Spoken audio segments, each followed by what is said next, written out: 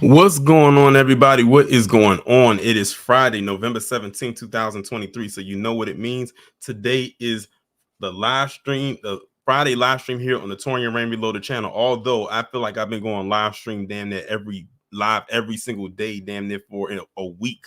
So it's like this feels like it's a continuation of the marathon, but you know we come on here every single Friday unless specified otherwise. And we break down some of these stories that have come out that I can't get to because, of time. I upload one video a day, but it is what it is. Before we actually get started, I actually got a Cash App while the music was still playing, but shout out to that person. I'm not going to say what their name is, but I'm going to use their initials, LH. If you're out there listening, I appreciate the Cash App. Also, shout out to all of the subscribers. Shout out to the members, the people over on Patreon, the people in the Discord, those who follow me on X, Instagram, everyone who sends me stories to talk about. I appreciate you. So let's see, who do we have in here so far? Hack Sign KT, King, Cool Spider, Wallow J, 25 Kid, Lazy Eagles 215, Donna C, Russell, Denise Scales, Letitia, Deneen, Grant, Janesta. Let's see, Savion Draco, Oregon Bro, Stay Positive, Spidey, the My Voice channel, and ironically, the person who sent me the Cash App is, I see their name popped up right here, and shout out to them. Andretti Too Cold, Blair in Real Life, DSM Sinister, Chris Rocks You. Shout out to Hacksign KT for the $2 super chat. B1 to you. Thank you. Buzzercam H1, Leonard, Deyuta, Darlene, Tildog 12, Noble Valkyrie, Cosmo Fury, The Hula Gang, Double C, David O, Jerry Bedford, Iron Will, Jason for show, Silver Centurion, Miss Danny, and that is all so far. We have 93 people in here so far. Let's see if we can get it to 100. Make sure y'all go ahead and hit that like button on your way in as well. Like I said, we have quite a few stories that we are going to be talking about this evening because, like I said, there's a lot of stuff that has been coming out lately. As y'all know, it's a lot. Just know that it is a lot going on. Shout out to Tay the Man as well. Welcome on in. And shout out to everybody that came through for that live that I did on Just Pearly Things yesterday. That y'all ran the numbers up on that live stream. Y'all came in heavy. That video, last time I checked, is like sitting at over 11,000 in a little over 24 hours. So shout out to y'all for running the numbers up on that particular stream and continuing to run them up. That's probably one of my most engaging live streams that I've done so far this year, outside of one that I did earlier this year that I think had a little bit more, but it is what it is.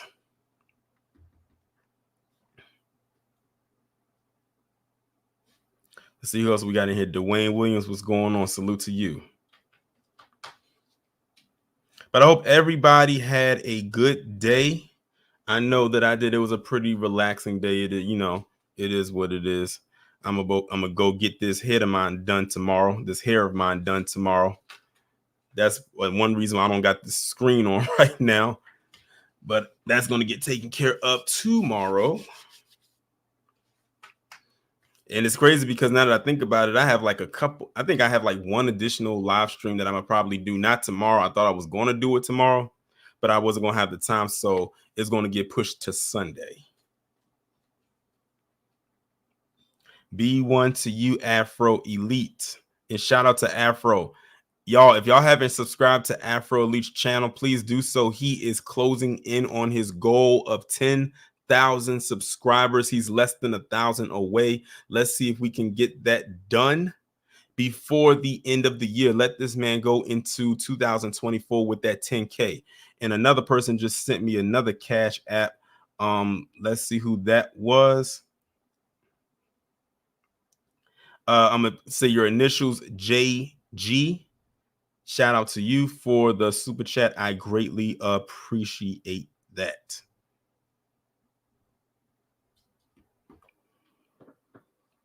And it is now officially 6:10. We can go ahead now and get this party started, get this show started.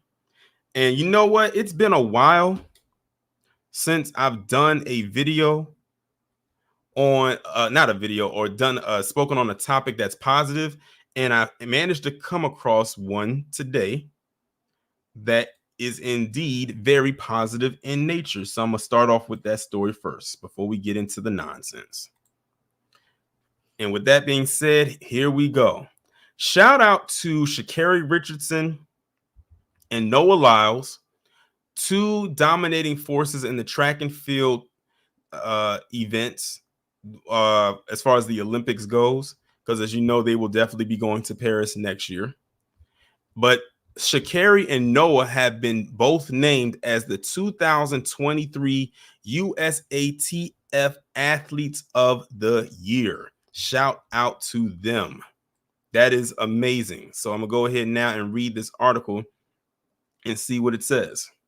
Sha'Carri Richardson and Noah Lyles are the 2023 USATF Athletes of the Year following their triple medal haul at the World Athletics Championships in Budapest. In addition to being named the 2023 Jackie Joyner-Kersee Female Athlete of the Year, Richardson witnessed her coach Dennis Mitchell receiving recognition as the Coach of the Year for guiding her to double gold in Budapest. It has been a dominant season for the 23-year-old American sprinter who dashed to 12 sub-11 second finishes in the 100 millimeter, including the 1065 that secured gold at the World Championships and moved her to 5th in all-time lists. She added bronze in the 200 millimeter at the Worlds behind Shericka Jackson before anchoring the U.S. women's 4x100 meter in the world title. Richardson, her coach Mitchell will be honored at the USATF Night of Legends on Saturday, December 2nd in Orlando, Florida. Besides guiding her to success at both World Championships and Diamond League events, Mitchell has also coached another 4x100 millimeter women's relay world champion TT Terry and trained Olympic silver medalist Kenny Bagnarock in the 200 meter final in Budapest. Triple world champion Noah Lyles was named as the top man in USA track and field for the third time, joining Michael Johnson as the only other man to win the Jesse Owens Male Athlete of the Year 3 times. Lyles became a 6-time world champion after winning the 100 meter, 200 meter for a third consecutive time at the championships and also anchored the 4x100 meter to gold. The 26-year-old sprinter ended yet another season unbeaten in the 200 meter, showcasing his dominance with a remarkable 1947 world lead at the London Diamond League. So shout out to those two right there for dominating. I'm gonna just be honest with you. Whenever it comes to track and field, that's a sport that Black people heavily dominate in. And I told people a while back that this was going to be Sha'Carri Richardson's comeback season. After all that she had to endure over like the last couple of years because of what happened at the last Olympics, now she's back and she says, I have something to prove. And I think she's more than done that. I have no doubt in my mind she's going to definitely dominate in Paris next summer. So congratulations to both of them. This was our, I guess you could say, our melanated spotlight of the day. Now, with that being said, now that we've gotten through all the nice positivity, let's get into the nonsense. And there's a lot of it. And what better way to kick this off than starting off with this whole situation with as soon as my tab can share.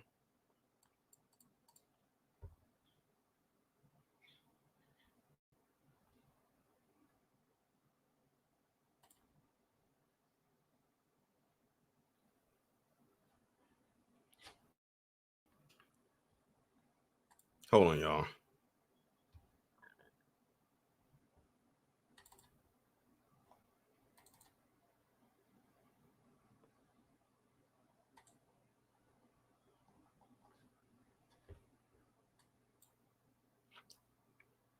Hold on, y'all. I don't know why for some reason the screen is like freezing.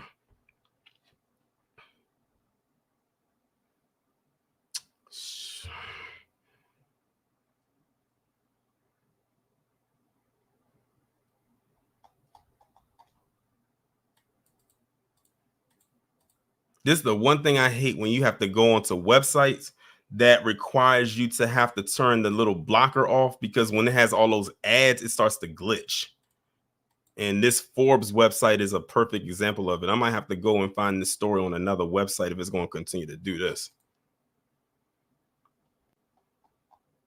Okay, hold on. I think I got it together, y'all. I think I got it together. The thing finally decided, I think, to cooperate.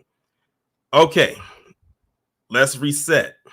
So, as all of us know, there has been some issues going on over at the Daily Wire between Candace Owens, aka the Coonstress, and Ben Shapiro. I don't have to ask anybody if they've heard about it. It's been everywhere. If you, especially if you are on X, it's been floating everywhere about this whole situation. And I know people have been waiting for me to want to talk about this. And for some reason, this thing is still kind of trying to glitch a little bit. So I'm gonna see if I can open up another tab. That's, like I said, that's the only thing I hate, when you have to turn your ad blocker off sometimes on certain websites. And this Forbes one is a perfect example of that.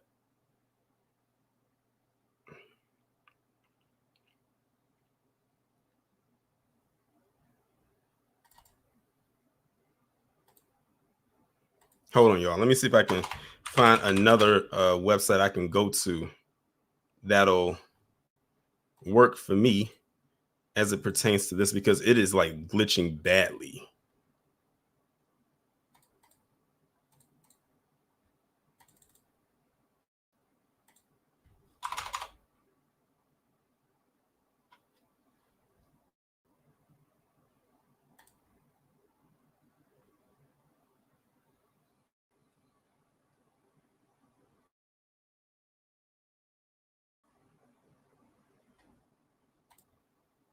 Hold on, y'all. Let me go ahead, see if I can get something better, because Forbes definitely wasn't trying to cooperate.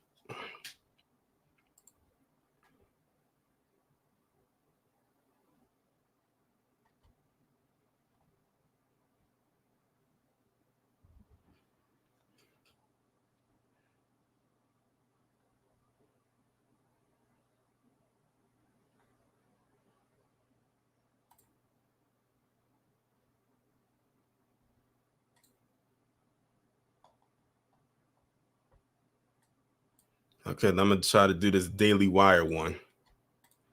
All right, let me go ahead and represent my screen again. All right, let's try this one. All right.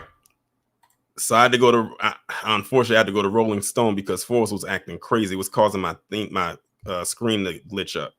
But anyway, Candace Owens and Ben Shapiro have been going at it for the last couple of days, to the point where it's like, I'm over it. Honestly, I don't care about it, but it is in the news. And I just find it very interesting, because the thing is, on either side of the spectrum, they both lose. When it comes to Candace Owens and Ben Shapiro, neither one of them win. There are no winners in this situation whatsoever, but it's very interesting to see how everything plays out and watching the sparks fly. So this says, by all means quit. The Daily Wire's biggest stars are fighting. The Daily Wire has descended into unrestrained chaos as an ongoing spat between its founder, Ben Shapiro, and one of its right-wing outlets' biggest names, Candace Owens. The pair's disagreements over the ongoing war between Israel and Hamas have spilled into a public fight on social media. The clash between Shapiro and Owens has been brewing for weeks now. Shapiro, who is Jewish, has been a prominent supporter of Israel's siege on Gaza in retaliation for the October 7th terrorist attack by Hamas militants. Owens, by contrast, has recently begun to criticize Israel for what many consider a disproportionate response that has largely targeted Palestinian civilians trapped within the Gaza Strip. Earlier this month, Owens had tweeted that no government anywhere has a right to commit a genocide ever. There is no justification for a genocide. I can't believe this even needs to be said or is even considered the least bit controversial to state. The post angered pro-Israeli advocates who deny the country's offensive in Gaza constitutes ethnic cleansing. Despite the Daily Wire's past posturing as a platform wholly committed to free speech, video emerged on Tuesday of Shapiro calling Owens' commentary on the Israeli-Palestinian conflict absolutely disgraceful during a private event. In response, Owens tweeted a verse from the biblical gospel of Matthew. No one can serve two masters. Either you will have hate the one and love the other, or you will be devoted to the one and despise the other. You cannot serve both God and money. I find that very ironic coming from her. The post suggested that Owens would not cease her vocal criticisms of the conflict to placate her employer. Shapiro was incensed. Candace, if you feel that taking money from the Daily Wire somehow comes between you and God, by all means quit, he responded. Owens, in response, in turn, rebuked Shapiro, telling him he was utterly out of line for suggesting that I cannot quote biblical scripture. The Bible is not about you, she added. In an interview with former Fox News host Tucker Carlson, which was recorded before the social media spat on Wednesday, Owens addressed the growing tensions between herself and her employer, as well as the video of him attacking her commentary. I can't respond to it beyond what he's saying because it's just an ad hominem attack, Owens said. I can't respond to it on a level of intellect because there's nothing that he has expressed, at least in that short clip, that he fundamentally disagrees with in terms of what I said. If that was me that was caught on a video saying that about colleagues that I work with, I would be embarrassed. So I think that the video speaks more to Ben's character than it speaks to mine, she added, telling Carlson that Shapiro had at that point not contacted her privately to discuss the matter. Now that the disagreement has exploded into a public spat, Owens has made her opinion on the matter clear. The host wrote in reply to Shapiro on Wednesday that he has been acting unprofessional and emotionally unhinged for weeks now, and we have all had to sit back and allow it, and all have tried to exercise exceeding understanding for your raw emotions. You cross a certain line when you come for scripture and read yourself into it, she wrote, adding, I will not tolerate it. Whether or not Owens will take up Shapiro on his suggestion that she quit remains to be seen, but it's clear that the Daily Wire's posturing as a free speech haven doesn't extend to things Ben Shapiro disagrees with. So, yeah, as you can see, there's a lot going on over there at the Daily Wire. It's shaking up over there. It's not as stern and firm as they wanted to portray it out to be. But like I said, Candace Owens, she is the monster they created. We did not prop Candace Owens up to any type of pedestal or hierarchy. She is a product of their own making, which means they have to undo her. And see, Ben Shapiro, he's in a double-edged sword space because on one hand, if she quits, then they're going to come at him and saying, oh, you don't believe in free speech and all this other stuff. On the other hand, if he keeps her on, then you're going to have his people saying so you're going to keep a person who's anti-Semitic on your payroll. So this goes back to what I was saying when I said at the beginning, there are no winners in this situation. No one is winning. It's a bunch of losers all the way around. And all I can say is let the sparks fly and leave us out of it. That is all I can say. We have no dog in their fight or this fight at all, to be quite honest, even though there are some entities out there that are trying to shoehorn us in there. But I'm going to save that for my live stream on Sunday. All right, let's move on to the next story. So we got this next story right here that involves Chad Wheeler. Now, this is one of those stories that got completely buried, and we know why. But Chad Wheeler has been convicted and found guilty of what he was on trial for. He was found guilty of first and second degree assault on his girlfriend, his ex-girlfriend, Aaliyah Taylor. And I'm going to read this. This is coming from BET. It was posted November 13th, 2023. And shout out to the 208 people that are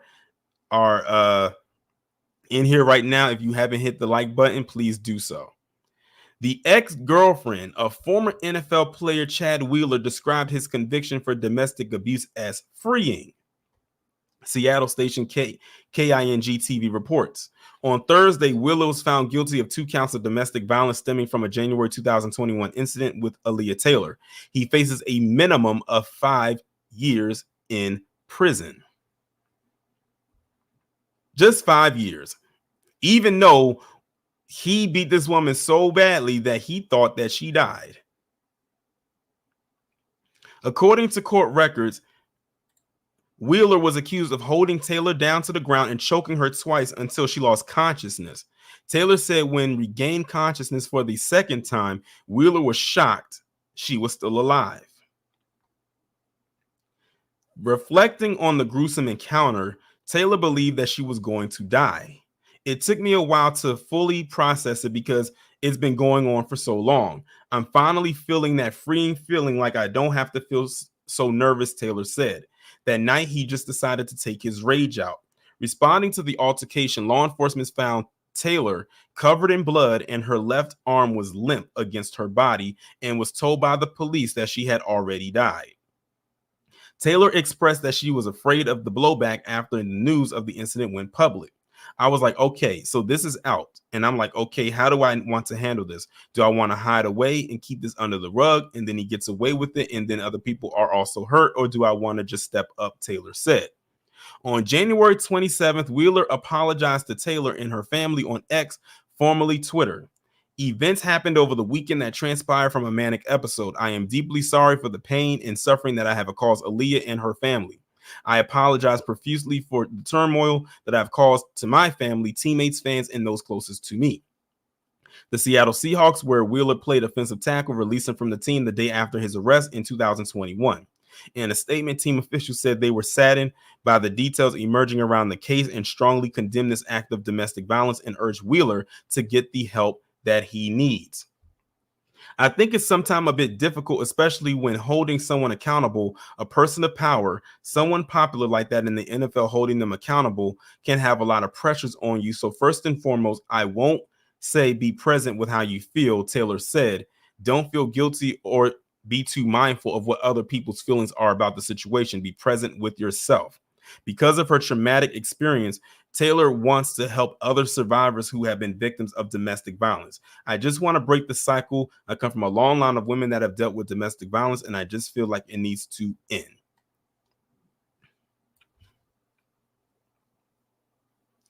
So, a minimum of 5 years, like someone in the chat, because I kind of glimpsed over the chat, not a maximum, but a minimum of 5 years. And I feel like they're missing a charge here. A charge of attempted murder. Like, she lost consciousness 2 times. And he even went and looked over her and said, oh, I thought you died. It's amazing how that attempted murder charge got left off the table. And I'm willing to bet it probably wasn't even up for consideration, although it should have been.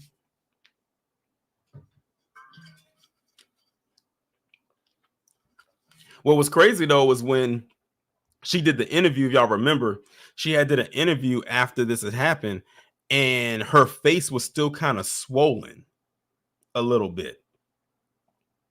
Like, you know, she wasn't, her face wasn't nowhere near completely healed, because I think she did like the interview probably maybe the week after it happened. It was fairly recent to when it actually happened. It wasn't like a month later.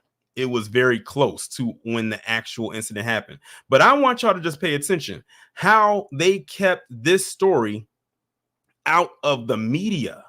Yet when what happened with Ray Rice and his now wife, Janae, they made sure to keep that story in rotation for the long haul until they couldn't talk about it no more. Good evening, Val. But with this, oh, it's like it just happened. It went away. You might have heard a little bit here and there after the fact. Then it went away again. And then boom, this pops up. When I heard about this, I was like, I didn't even know he was on trial. I didn't even know what he was charged with. So the next thing I heard about was that he was found guilty. I was like, guilty of what? Because I was like, hold on, stop for a minute. I didn't even know there was a trial. That's how on the low they kept this story.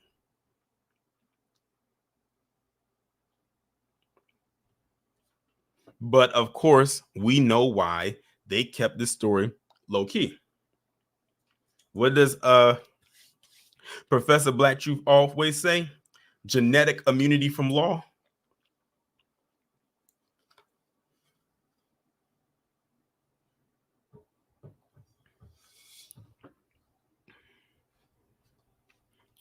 But I hope she has mentally healed from this, because I think by now she's clearly physically healed from it, but hopefully she's mentally healed from this and she can move on with her life after this. Let's move on to the next story. Now, this story right here is bound to piss a lot of people off, especially if you have a loved one that's in an emergency situation. Now, this one actually hit close to home, but it's crazy because I didn't find out about this until last week. So you had some EMT workers who it was an emergency call. They got an emergency call to go tend to someone. I'm not exactly sure the reasoning as to why, but they felt the need, or that it was more urgent for them to, instead of going straight to the emergency matter, let's stop off and get some Chick-fil-A.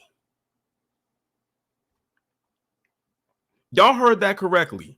Literally a few minutes tops, firefighters were fired after stopping at a Chick-fil-A instead of rushing to a woman who had chest pains. What's going on, Carla? We got Carla and Val in here, aka the Troublemint twins. Yes, y'all are hearing this correctly, and this happened in DC. That's why I said it hit close to home. And good for them being fired. Like, really, like Chick-fil-A was more important than saving this woman's life. Now, what if she had died? That would have been what, negligent homicide, I believe. Someone can correct me if I'm wrong. A firefighter in Washington, D.C., who stopped to grab a bite to eat at Chick-fil-A after a woman having chest pains called for help just a mile away from him while he was on duty this spring, has been terminated. In a report first obtained by local NBC affiliate WRC, 2 firefighters assigned to an ambulance in the nation's capital on March 24th were asked to respond to the call, but one claimed to have just placed an order for their meals over an app when the emergency call came in. In an early investigation by local authorities, one of the firefighters allegedly wrote in his after incident report that they were at the fast food restaurant for literally a few minutes tops, and after being fatigued from a long day, they were famished. The firefighter, whose name has not been released by the department, reportedly emphasized that there was not a delay to the patient's care response. Are y'all hearing the attitude that's coming off of the people talking right now? They're making it sound like, oh, we had a long day, we was tired, we was hungry, but we ordered this food off this app, we was literally on our way to get it, and then this call comes in. It's not like they said it only would have took a few minutes. They said this person just has chest pains. It's not like they having a whole heart attack. In some weird way, they felt like getting this food was way more important than tending to this person who wasn't even far from where they were at.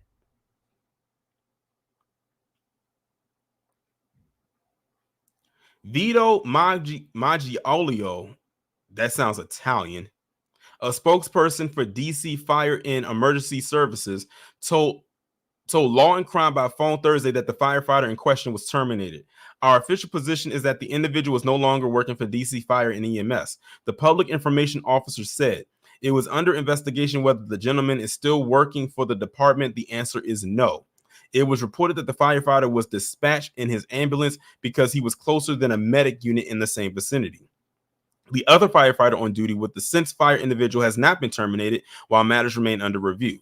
The distressed woman at the center of the debacle was reportedly taken to an area hospital and treated the same day. DC Fire and Emergency Services had no further comment about her condition.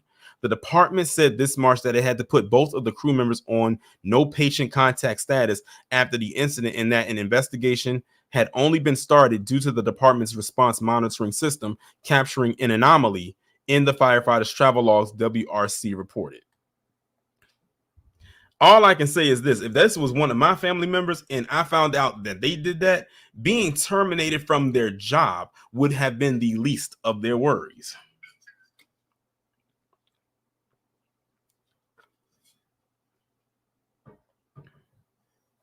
Exactly, Alana. They said they could have waited or have the food delivered to the hospital if they took the lady there.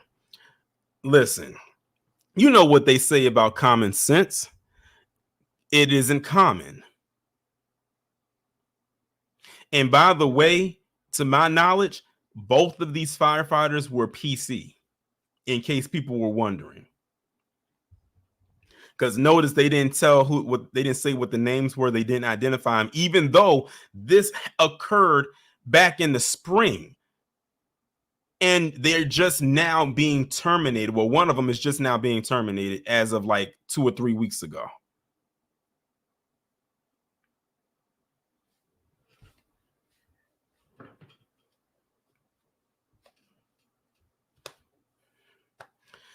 There's some wild people out here. That's all I got to say. Let's go on to the next story.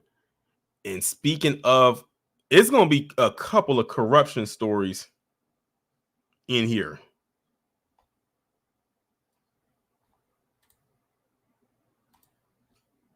There's going to be a couple of corruption-based stories up in here.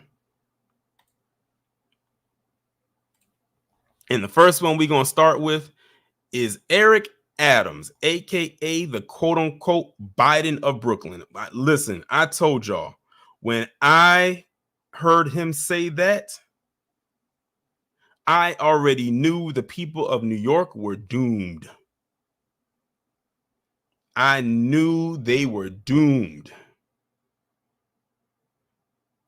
But let me see if this video right here is what I'm looking for. Hold on. Because sometimes it is. Let me go ahead and expand that. And now to a developing story. Mayor Adams made an abrupt departure from a White House meeting after the FBI and the NYPD conducted raids at several locations, including the home of his chief fundraiser. And here is a live look tonight at Gracie Mansion, of course, the mayor's home. An event is set to be taking place there this evening. CBS 2 political reporter Marsha Kramer here now with what she has learned. Marsha. Well, Maurice and Christine, City Hall is being tight-lipped tonight about why the mayor suddenly left Washington. But sources tell me that the about-face happened after the mayor got word of what those sources described to me as an international probe into foreign government influence peddling. His campaign says the mayor has not been contacted about the probe, and it's unclear tonight how many people in the mayor's circle could be involved. An early morning raid in this quiet Crown Heights neighborhood. FBI agents, some in raid jackets, some in plain clothes, seen carrying evidence boxes from the home of Mayor Adams' chief fundraiser, Brianna Suggs. It prompted Mayor Adams to blow up a White House meeting on the asylum seeker crisis and return home. A City Hall spokesman saying only, quote, the mayor returned to New York City to address a matter.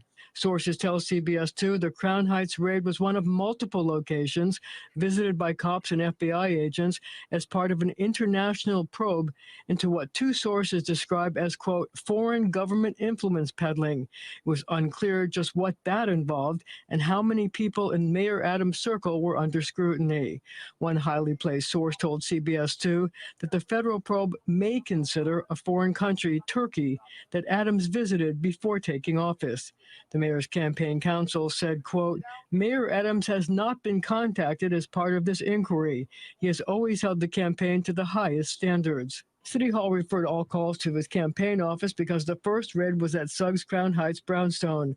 According to published reports, FBI agents from one of the agency's public corruption squads questioned Brianna Suggs during the raid. She has not been charged with a crime, and there was no information about what was in the evidence boxes agents were seen loading into a black van. We headed to D.C. to meet with our congressional delegation and the White House. Mayor Adams made a social media post from the plane to Washington before the sudden decision to come back to New York. In addition to working for the campaign, Ms. Suggs has been paid nearly $100,000 in the past 2 years. Suggs is also a fundraiser and lobbyist. Late today, Deputy Mayor Fabian Levy issued a statement saying, quote, "The mayor heard of an issue related to the campaign and takes these issues seriously, so wanted to get back to New York as quickly as possible. He plans to return to Washington and reschedule these meetings as soon as he can." Now, again, we need to stress that no arrests have been made, no charges have been filed. And according to the mayor's lawyer, he has not been contacted. Maurice, Christine. All right, so y'all heard that right there. Eric Adams, aka the Biden of Brooklyn, he gave himself that title, not us. Had the FBI went and raided his home. Mind you, he was not there when it happened. They said he was in DC and he had to leave DC early in order to get back to see what was going on. And I already saw some of y'all say it in the chat. Professor Black Truth always says those tools always get broken. Tap dancing does not have a retirement plan. People like Eric Adams and Brandon Johnson, I said this when I was on Black Alpha's live stream the other night. One-term mayor. I'm going to stand firm on that one. One-term mayor, and he is out of there. Shout out to Stay Positive for the $5 super chat. They said white supremacy always breaks its tools. And I found that this month in particular, I don't know what's in the air, but there's been a lot of tool breaking this month. More than I think I've ever seen in quite some time.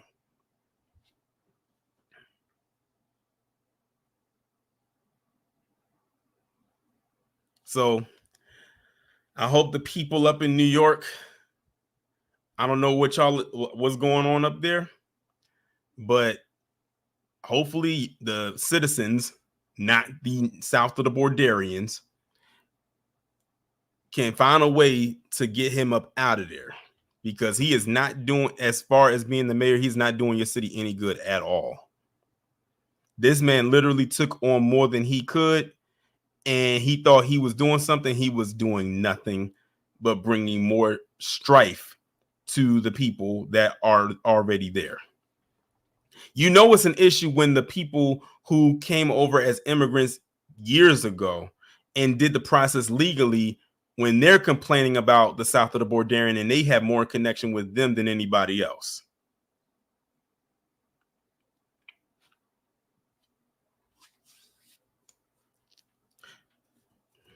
But oh well, it is what it is. That's his own cross to bear. And speaking of one fake and phony politician out in New York, we about to head into another one. And that other one is George Lyne-ass Santos. Now, if y'all remember, I did a plethora of videos about George Santos when all of his stuff started to come out, like last year, like in January of last year. I was saying how much of this man's life is a lie. I was starting to question, is this man's name even George? Because of the way that he lies so much. I mean, everything this dude talked about or put on his resume was a lie from top to bottom. Well, apparently, there might be a little light at the end of the tunnel when it comes to George Santos, because it says the House Ethics Chairman introduces a resolution to expel George Santos from Congress.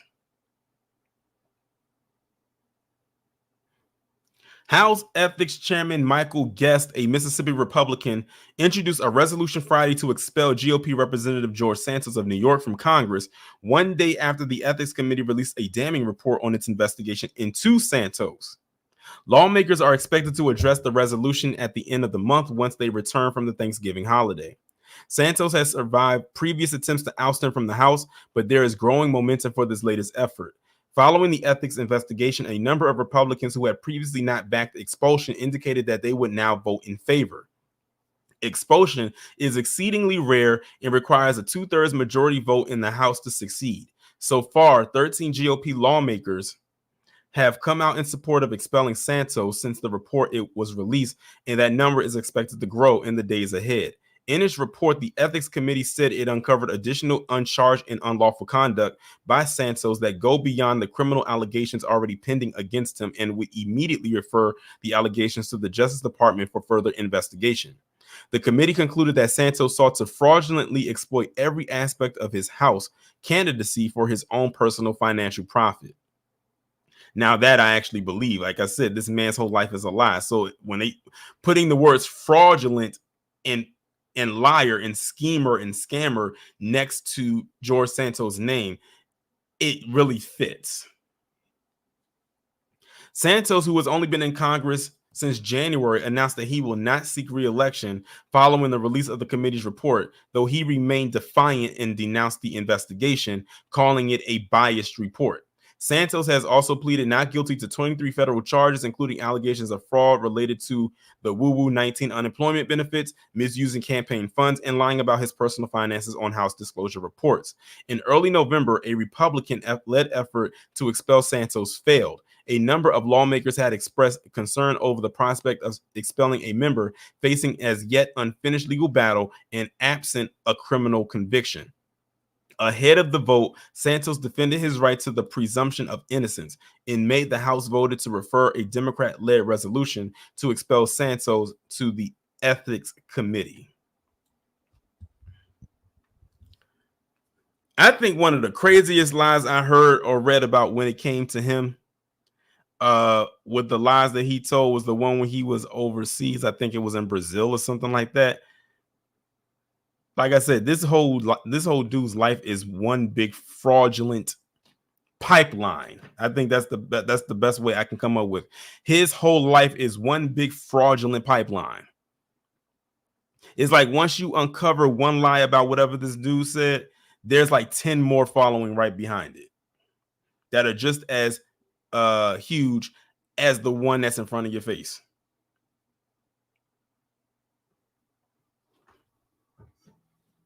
DSB said, I'm thinking about doing news videos soon. Hey, the more the merrier.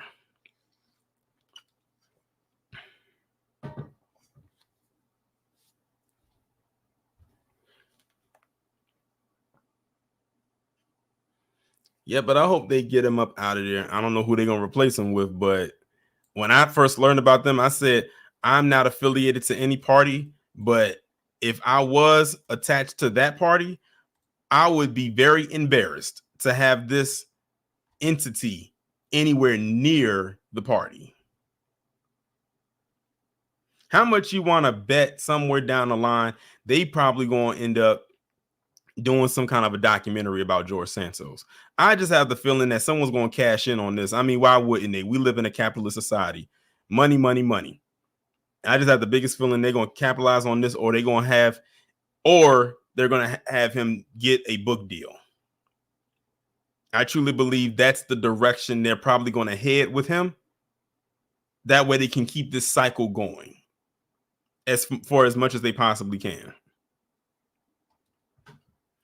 All right, y'all, let's move on to the next story. Now, this story, I never talked about the actual incident itself. And unfortunately, I got to put this damn thing on with freaking New York Post.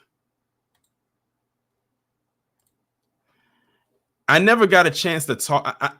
I think I talked about it on X yesterday because someone posted about it. But there was an incident that occurred. It was a freak accident involving a hockey player overseas. So some of y'all may have heard about it, where the blade from the skate ended up cutting the player's neck, and the player ended up unfortunately dying from it. But we never really heard much more than that. We found out that he used to play for the NHL with the National Hockey League, but then he went and played overseas. And they released his name. You know, we saw his face and all of that stuff, but we never knew like anything else past that. It's like it's just a freak accident. It is what it is. But then it got revealed whose skate it belonged to. And then when I found it out, and then found out some more additional information, I said, oh yeah, they grasping for straws with this one. So the title reads, who was Matt Petgrave, the hockey player involved in the fatal Adam Johnson hit? So I'm going to read into this, and you're going to learn that this is some BS right here. It says Adam Johnson's throat was cut by defenseman Matt Petgrave's skate on an ice collision in a game between the Sheffield Steelers and the Nottingham Panthers on October 28, 2023. English police made an arrest on suspicion of manslaughter in connection with the death of Johnson. Now, remember, this is a freak accident, but they arrested the player whose skate cut the player on suspicion of manslaughter. I'm sitting here saying to myself, so what are you trying to say? That he took his skate off and walked and ran up to the person and just cut their throat? Senior, you're getting warm. You're getting warm. It has not been announced who was arrested in connection with Johnson's death due to UK laws. Petgrave, age 31, was given a standing ovation by fans at the Steelers' November 12th game, though he did not play. And then they says, here's a look at his hockey past. So, as y'all can see, this is the player right here whose skate cut Adam Johnson's throat, thus leading to his untimely death. It says Matt Petgrave was born January 29th, 1992 in Toronto, Ontario, Canada. He has played hockey since he was a child. He then moved to the Ontario Hockey League. So as you can see, this is a black man. I'm trying to see if they can have a better picture of him. Oh, okay. So here's a better picture. I'm going to enlarge it. That is him right here.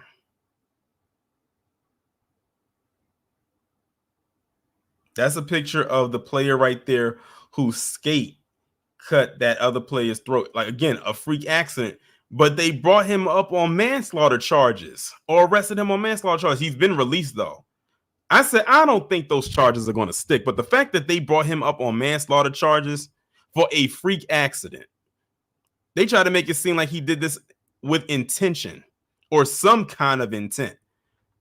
And the crazy thing about it is, you can go on to YouTube and look up different like hockey type of incidents, and they are brutal.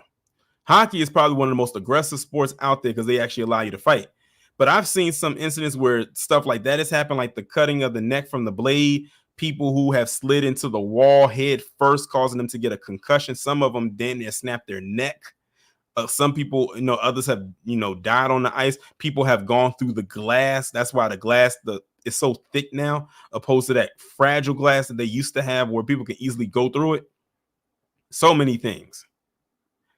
But I've never heard of a story where someone was charged with manslaughter for a freak accident.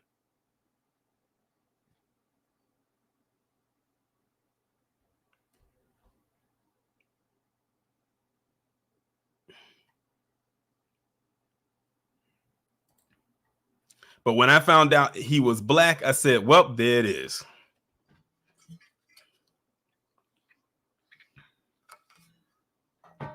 There it is. Well, at least the fans are still on his side. They said they gave him a standing ovation. They said he didn't play that night, but the fans are still on his side because they understand it's an accident. The fact that they try to make it seem like it's bigger than what it is absolutely absurd. But you know, the media is going to media. Exactly. Weldon Johnson, you said this freak accident was manslaughter. Like, that caught me off guard. I'm like, how is a freak accident considered manslaughter? That's just considered an accident. That's just accidental death. No intention. But okay, fine, whatever.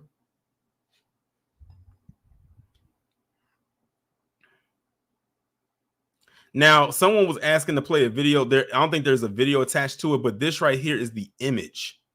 Right here when it happened. It says Matt Petgrave's skate blade fatally cut Adam Johnson. So it happened right here. So as you can see, let me see if I can zoom in a little bit so y'all can see it a little bit better because I can see it. So y'all see where my cursor is right here? This person right here who I have my cursor around, that's Matt Petgrave. That's the black player. If you look right here That's the skate. So when he had his foot in the air, and what ended up happening is Adam Johnson's neck connected with that skate and sliced his neck open.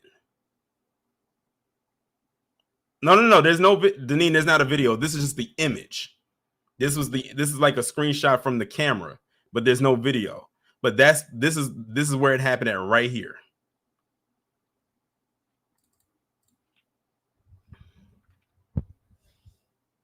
Again, a freak accident.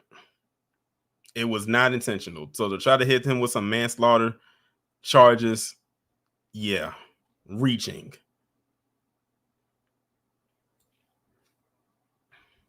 But like I said, they made sure to put him on display from this happening.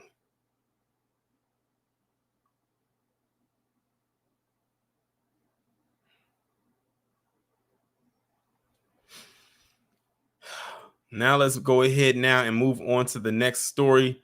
This is going to be the last corruption story of the day. It's not the last story, but the last corruption story. And it's coming out of my state. And I think Professor Black Truth talked about it. Professor Black Truth talked about it. I think TBA talked about it. I'm not entirely sure, but I know PBT did. And that is about Marilyn Mosby.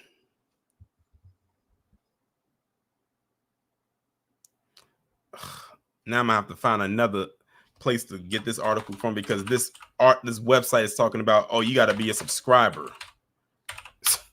What did I tell y'all about these about this being a capitalist society, y'all?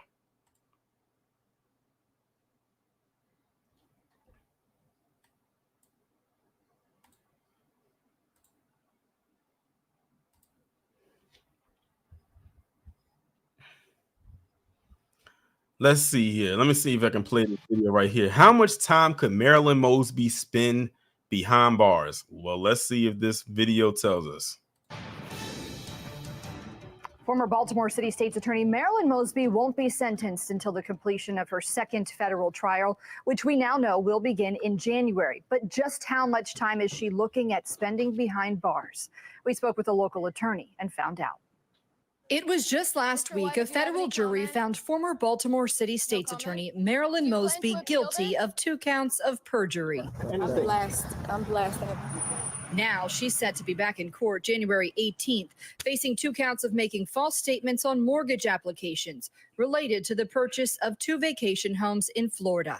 It's a very strong case. Mortgage fraud cases, look, she's an attorney. She signed her name a bunch of times to a bunch of legal documents. It's literally what we're supposed to do for a living as lawyers. Once that trial comes to an end, Mosby will be sentenced for the 2 perjury counts, each which carry a maximum sentence of 5 years. And if found guilty, the mortgage fraud counts each carry a maximum sentence of 30 years in federal prison. She's subject to the maximum penalty as to each of the counts that she's facing, assuming that she's convicted of all of them. But Kurt Nachman with EN Lawyers, who's not associated with the case, says it's unlikely she'd get the maximum sentence and spend 7 decades behind bars. It's more likely the perjury counts will carry a sentence of anywhere between 15 and 21 months each. Either way, he believes Mosby will spend years in federal prison. Assuming that Mosby is convicted of all of her conduct, I believe that she will serve more than 12 months, more than 24 months in federal prison. He says a plea negotiation could also still be on the table, and that could mean a more lenient sentence. The government may or may not want to do that. Ultimately, it's going to be, Eric Barron, the United States Attorney's decision as to whether or not they're going to even engage in a plea discussion. Thank you for staying with us tonight. I'm Mackenzie Frost in for Kai. All right, y'all. Let's click off of that. That's a whole different story. So, yeah. Marilyn, and I'm going to be honest, the first time I heard about Marilyn Mosby was back with the Freddie Grace murder back in 2015. That's the first time I heard about her. Man, it's like I said, it's getting real iffy out here. Now, there are some people who agree with what's going on, and there are some people out there who feel that there's something else going on behind the scenes that they want to get her up out the paint. I don't know exactly where I sit at yet as it pertains to this situation. Like I said, it's corruption all the way around, and I done told y'all that the Baltimore Police Department is in my top 5 most corrupt departments.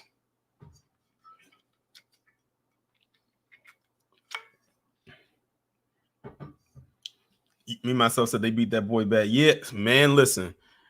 If you was in Baltimore or anywhere in the Baltimore area when that happened, it was chaos for hours when Freddie Gray was murdered. Because one thing a lot of people talk about when it comes to that situation is they keep talking about that CVS that was set on fire. PC loves to talk about that CVS that was set on fire. They love talking about that instead of what actually happened.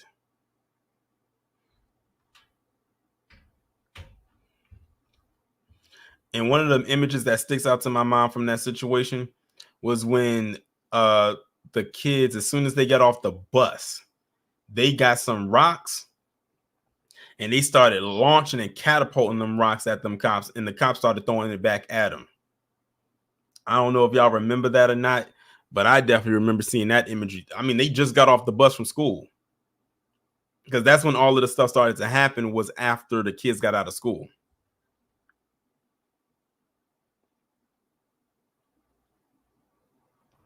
But I don't know what this is going to mean for Marilyn Mosby. They got her kind of cornered right now, so we're going to see what happens when she goes to her trial in January. But they got enough for them to go to a trial, so we'll see what happens. Let's move on to the next story. Now, this story right here that I'm about to present to you, if y'all are on my Patreon, if you follow me on Patreon, this is the type of story right here that would end up on Patreon. But I said, let me go ahead and just throw it into the live stream today. So for those of you who are not subscribed to my Patreon, y'all are getting a glimpse of the type of stories that I upload over there. Now, this story is going to piss everybody off in this chat. And if you are a mother, it's really going to piss you off. So you have this woman whose name is Tiffanie Lucas, 32 years old, who killed both of her children, as you can see by this picture, whose names is Jaden and Maurice, age 6 and 9, and then claimed it was an accident. I don't know about you, but if you murder someone and it's not in self-defense, it is not an accident. And shout out to AW1 for being a member of the channel for 19 months. He said, what up, Torian? What's good with you? And appreciate you for continuing to be a member of the channel. It says she allegedly told the officers that she was, quote unquote, manipulated by social media to commit the crime. Excuse me? So now you said, first you say it's an accident. Now you say social media manipulated you into taking out your 2 children.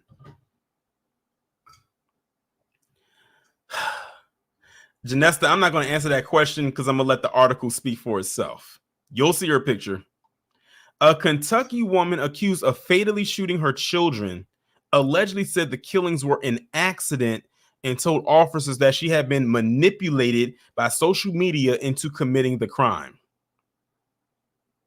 She's already lying 2 times already. This was 1, not an accident, and 2, social media did not manipulate you into killing your children. Tiffanie Lucas, age 32, allegedly shot 6-year-old Maurice Baker Jr. and 9-year-old Jaden Howard on November 8th. According to a November 8th press release by the Bullitt County Sheriff's Office, the boys died after being taken to the hospital, prompting 2 murder charges against Lucas. On Tuesday, Lucas appeared in the Bullitt County Court where Detective Richard Beal testified about responding to the scene in Shepherdsville, Kentucky, according to WHAS 11 and WDRB. Beal testified that when officers arrived, Lucas walked out of her home and collapsed on the driveway of her neighbor's home. Beal found one of the neighbors trying to help Lucas on the driveway and another neighbor tending to the children inside the house. According to WKYT, the neighbor attending to the children alleged to officers that Lucas was responsible for the deaths. After police took Lucas for questioning, she said the incident was an accident. Beal testified and added that a third party had given her the gun per WDRB. She also made statements such as, "I would never do anything like this unless someone manipulated me." If she don't knock it off, I don't know about y'all, but no one can manipulate me to do anything like that or manipulate me to do anything. And let's say for some shot in the dark that I got manipulated to do something, it wouldn't be this.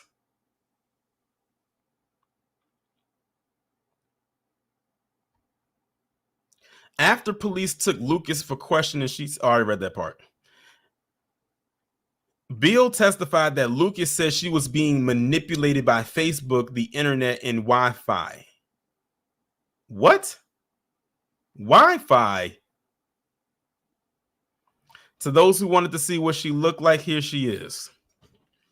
That's the portrait of a demon. Janessa, this answers your question. This is the picture of Tiffanie Lucas right here, the woman who murdered her children, and claimed that someone on social media manipulated her and that it was an accident. Baker Jr.'s stepmother, Michelle Rice, told the outlet that the boys were happy. Rice says she had previously reached out to Child Protective Services, but she alleged her claims weren't taken seriously enough. So pay attention to this. Now we're getting a little bit deeper into this. It says one of the boys, the stepmother, so that means the father is currently with another woman that's not her, who is the mother of the boys that were murdered. And they said that the stepmother reached out to CPS, but they didn't take the claims seriously. I'm telling you, sometimes CPS ain't shit.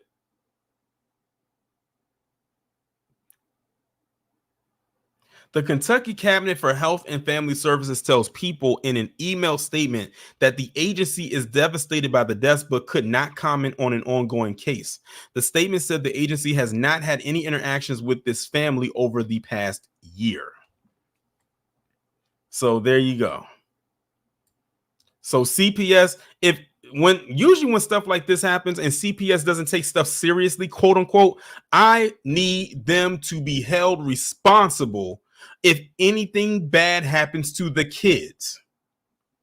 CPS has just as much blame in this as the mother does in killing her children, because it could have been avoided if they took it seriously.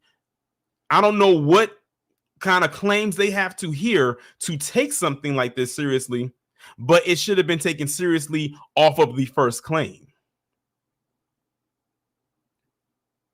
Now it's two dead boys because they thought whatever claims was made was not serious enough.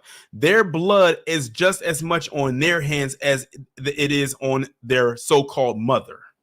And I don't even want to call this woman their mother. Let's just say that she was their womb carrier, their womb bearer. That's all it is. That's all she should be referred to as. So we have this woman, 32 years old, had two boys, 6 and 9, claimed the internet manipulated her to do what she did and it was an accident.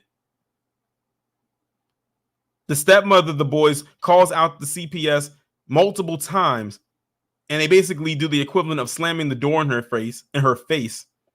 And now this is the end result. You know what this reminds me of? This reminds me of the Hart family, Devontae Hart and his siblings. Whenever I hear stories like this play out like this, I go back to that story right there.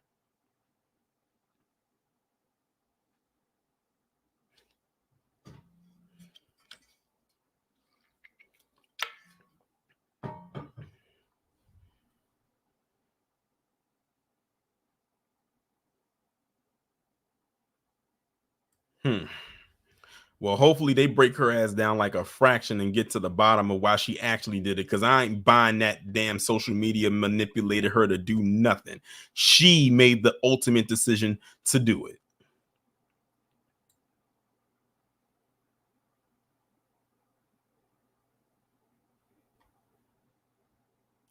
All right, y'all, let's move on to the last story.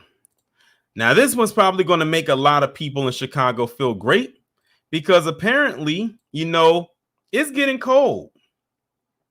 It's getting cold outside, and the south of the Borderian is not used to these Arctic climatic conditions of the windy city that is Chicago. But they about to find out. New arrivals pulls up at the 12th District Police Station today. While migrants continue to arrive daily in Chicago, the amount is not nearly as many as it was over the summer when daily bus arrivals were in the double digits. Today, the city is expecting only 2 buses. Volunteer Luciana Diaz says the Halloween day snow was a reality check for many living at the police stations. The snow day, it was freezing for everybody, and I told them that's nothing. This is nothing, guys. You should start looking for shelter or go to other state, other city. With the realization of a cold winter ahead, combined. Hold on, y'all. I want to rewind back a little bit to that part right there. Freezing for everybody, and I told them that's nothing. This is nothing, guys. You should start looking for shelter or go to other state, other.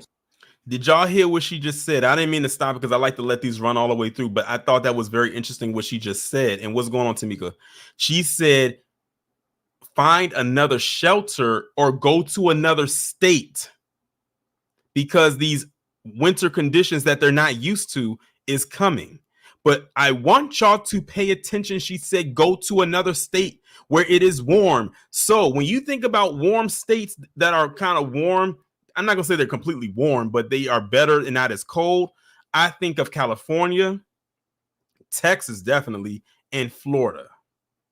Any state like that where it doesn't get cold. If y'all live in any of those states where it doesn't get cold or y'all don't get cold winters, y'all about to get some new neighbors that are going to carry y'all for the next few months. So people in Chicago don't get too excited. Yeah, they may not be going to Chicago like in droves like that because it's getting cold. But when it starts to get warm again, they're going to probably hightail it right back to Chicago. So if this is just a heads up, if y'all live in any state right now that does not get cold in the winter months, and the winter months are December, January, February, and the first half of March, they are going to flood your state, at least for the first part of the year. Then once it starts to get warm again and the weather breaks, then they'll migrate somewhere else most likely. Or they may just end up staying because why leave a place where it's nice all year round and not just part of the year?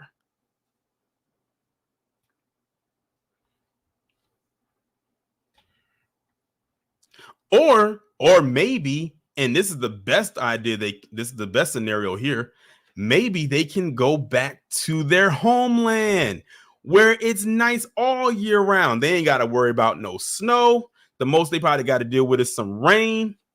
Everybody gets rain, but not every place gets snow. With the realization of a cold winter ahead, combined with the lack of shelter and jobs, many migrants we spoke with at the 1st and 12th District Police stations say if given the opportunity, they would leave Chicago for another city. Diaz says some migrants even want to go back to their home country. Please do that. Please do that. I would say we would help you pack, but I'm not that generous. So please do that. So now not only are they dealing with the cold that's coming in, but they're also about to they're dealing with not being able to find employment. We could have told them that before they made that journey over here, that you wasn't going to find nothing. They are only using you for numbers. I don't know if they've gotten the memo yet. They probably never had the intention of bringing them over here for them to work. They brought them over for numbers.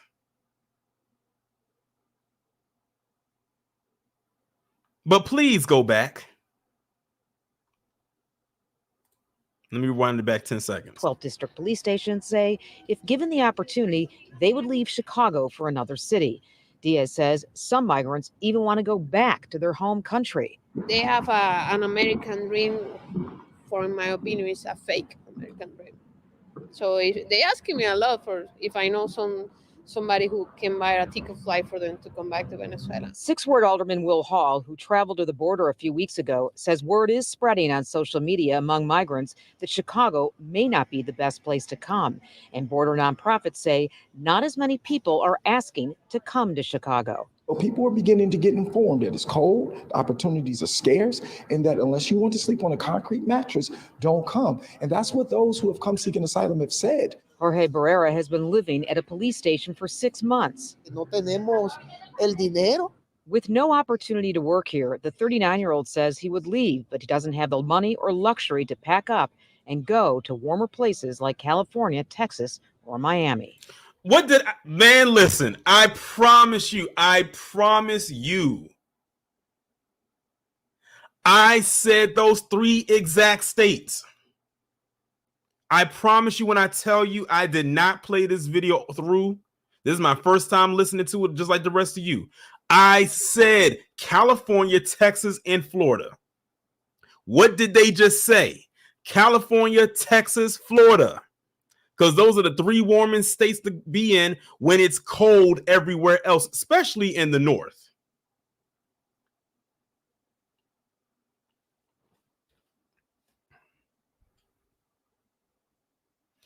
I think now the south of the Borderian and the not so secret invasioner are understanding or coming to the understanding that they were sold a pipe dream. They were sold a lemon, as they call it, with a bad car.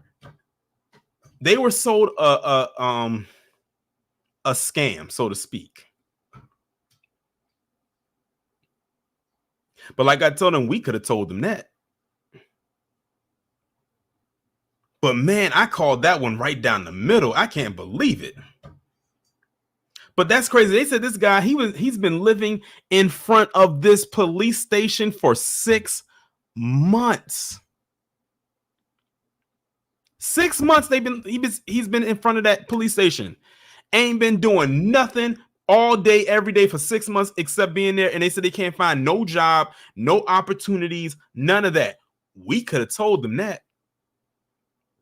Why? Because there's a lot of people that are already living here, paying taxes here, paying mortgages here, paying rent here, paying bills here, working here legally, that are in the same boat when it comes to trying to find opportunities or jobs.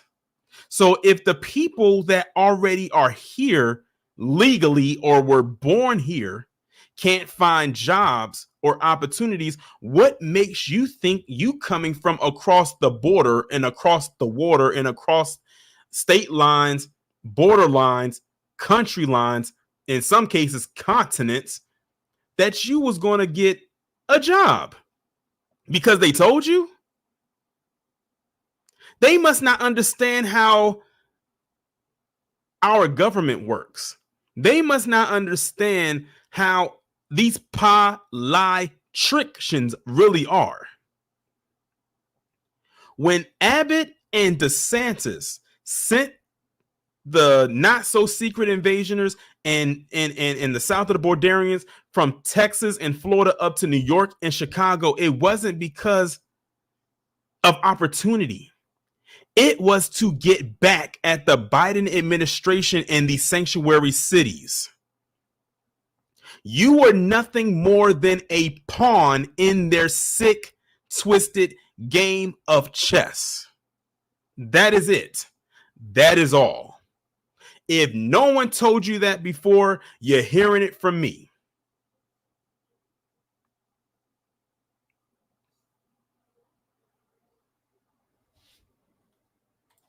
Despite a migrant slowdown, there are still not enough shelters to accommodate all the new arrivals living at police stations, and the 2 proposed base camps are still weeks away from being ready and able to accommodate people. Yeah, Rob, Ed, and Judy, that media. Let me get off of that. So, yeah. I don't know what they're going to do, but I'm going to tell you this. I have a place to rest my head. I have warmth to keep me nice and toasty to get through these winter months.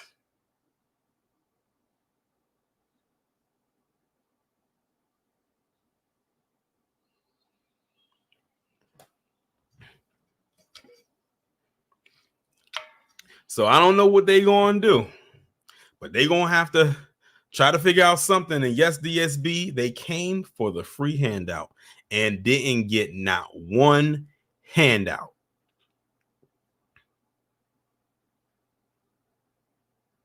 They're basically just, you're just there for right now.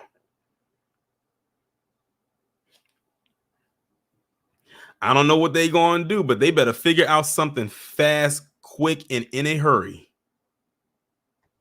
Because winter is here. For those of y'all who watch Game of Thrones,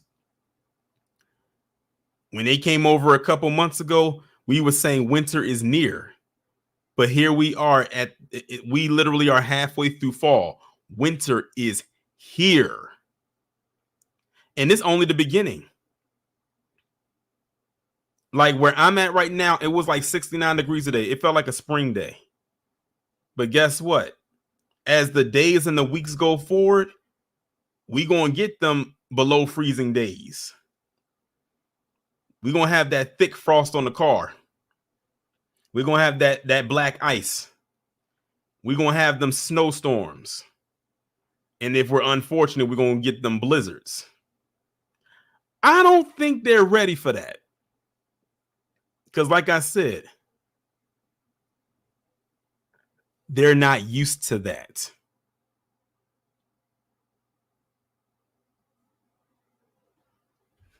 Tia says somebody's re-election is going up in flames. When it comes to Brandon Johnson, we should be saying what re-election. So I don't know what they're going to do, but they better find something out. And like I told people, if you live in California, Texas, and Florida, they about to make a U-turn. Well, for Texas and Florida, they about to make a U-turn and head back to those states. And if you in California, they about to head out there. Y'all about to get some more. Y'all about to get some more neighbors. I sometimes jokingly ask people who live in certain states and areas, I said, are y'all enjoying your new neighbors? Just in a joking fashion, because I know nobody's enjoying it. But who would have thought that the answer to the problem would have been Mother Nature? Because, at first it's like you don't think about that because at the time it was warm. So, no one's thinking about that far ahead. But who would have thought that a shift in the weather could possibly do the trick? Now, I'm just going to say it's most likely just a temporary fix. It's not a permanent one. The only way it could be permanent is if it was winter all year round, but we ain't even trying to deal with that.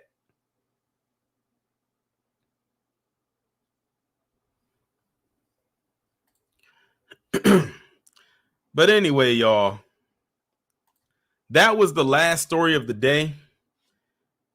We are about to shut everything down. Shout out to everybody who came through to the stream. I greatly appreciate it. It was a lot of people in here today. Shout out to Hacksign KT, Stay Positives, and AW1 for your continued contributions. And now we just got another one that came in. Shout out to Val for the $5 super chat. I appreciate it.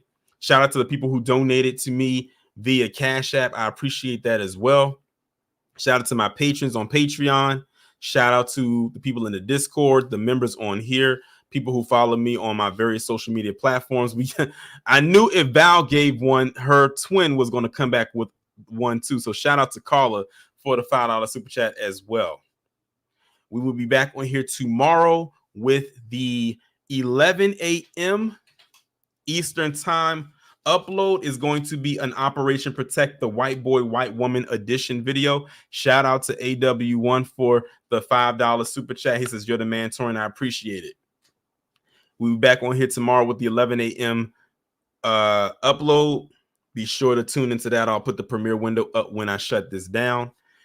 Y'all enjoy the rest of your evening. Enjoy your weekend. And I will talk to you in the next one. Be safe and be one.